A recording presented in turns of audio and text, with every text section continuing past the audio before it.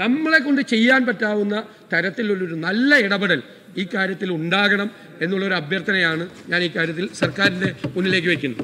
ഈ ഗവൺമെന്റ് അധികാരത്തിൽ വരുമ്പോൾ ഉണ്ടായിരുന്ന ഓണറേറിയം 1000 രൂപയാണ് 2015-16. 16-17 1500, 17-18 2000, 18-19 4000, 19-20 4500, 20-21 5000, 21-22 6000, 23 ഡിസംബറിൽ 7000 ആയിട്ട് വർദ്ധിപ്പിച്ചു. 10,000 സുനിശ്ചിതമായിട്ട് കിട്ടുന്നതാണ്. അതിൽ 8,200 കൊടുക്കുന്നത് സംസ്ഥാനമാണ്.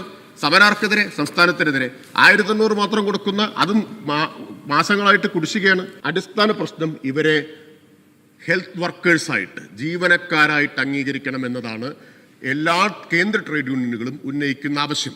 വോളണ്ടിയേഴ്സായിട്ട് അംഗീകരിക്കണം എന്നുള്ളതല്ല.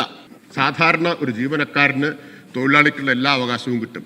അത് കിട്ടില്ലെന്ന് ഉറപ്പാക്കാൻ വേണ്ടി ഗൈഡ് ലൈനിൽ മാറ്റം വരുത്തരുത് എന്ന് കേന്ദ്രം എഴുതി വച്ചിരിക്കുകയാണ്.